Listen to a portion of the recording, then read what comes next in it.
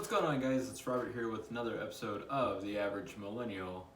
This time with a clickbaity title of How to Become the 1% with a $5,000 investment. Yeah, it is pretty clickbait, but it's not ridiculous if you put it in terms of Bitcoin. So, someone put out the other day that if you own 0.28 Bitcoin, which is roughly about $5,000 now with a $18,000 Bitcoin price, that you could become the 1% in the following decades. Now, I know it's ridiculous to think with a market cap of around 300 billion that Bitcoin could eventually hit over $1 million.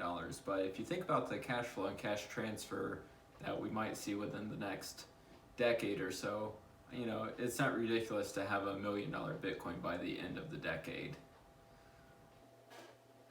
So first, to keep in mind that the world population is 7.8 billion, and there's not enough Bitcoin in the world for each one to have a Bitcoin, considering there's only 21 million Bitcoin in circulation, 4 million-ish in which are lost forever, and 1 million in which Satoshi Nakamoto allegedly has. So in theory, there's only about 16 million Bitcoin in circulation.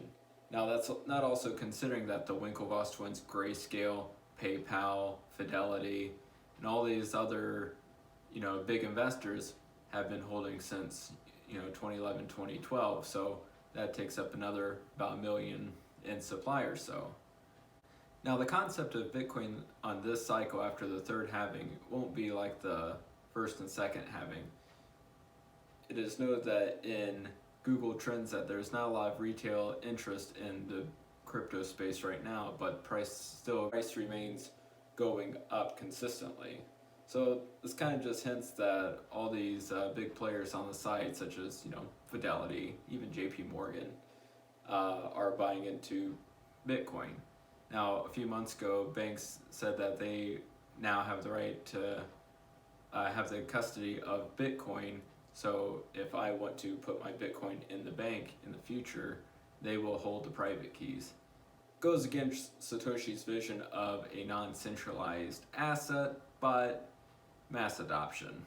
Now with these people, such as Grayscale, the Winklevoss twins, Mike Novogratz, and all them, they have strong hands. So whereas a lot of people sold on the crash from 2017 to 2020, these people didn't sell. They basically hodled on, which is great. That's what gives Bitcoin its value, because if they sold, the entire market would dip. But they made it public. They are not selling, and they're not miners. They're not supporting the entire blockchain, but they are supporting the price of Bitcoin. So it's more that. So the more Bitcoin they get a hold of, the more stable and higher the prices, and there will be a supply shock in the price, because they're taking it off the market, and you still only have an inflow of 900 Bitcoin produced a day. So as mentioned in previous videos, one of my three, I based upon the stock to flow model and other researches I've done, I feel that the price of Bitcoin could reach $300,000 by the end of the cycle, which would be about 2024. But Plan B, look him up on Twitter, he's got great analysis, says $288,000 by the end of next year, which sounds ridiculous, but that's we're about 1,500% from that price target. And Citibank put out their numbers of 318,000, which it's one thing when you get a quant analysis saying it, be like, okay, this is possible, but then you get the big banks coming in and be like, it's a good investment. So keeping in mind that the Bitcoin market cap is only at $300 billion, which sounds like a lot. The gold market cap is at 10 trillion, and the bond market's at 100 trillion. Now, there's going to be a great wealth transfer in which when bonds start yielding negative to find a better store of value, such as gold and Bitcoin. So I feel that the gold market will go up along with the Bitcoin market, but people will start investing into Bitcoin because they want the higher returns. But I don't see a lot of people sitting on millions of dollars and losing $10,000 to $100,000 annually just because of negative interest rates. Also, in the next coming decade, there's going to be a great wealth transfer between the baby boomer generation to the millennials and Gen X.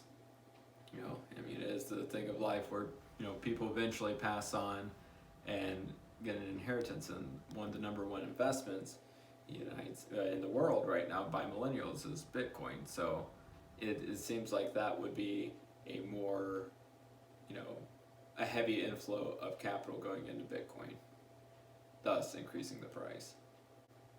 Thank you for watching the video again. Welcome back. I'll try to make some more videos, kind of put up a studio, took it down, and then background square one, and sitting here at the desk, which like kind of putting my hand somewhere, backrest, and it's nice.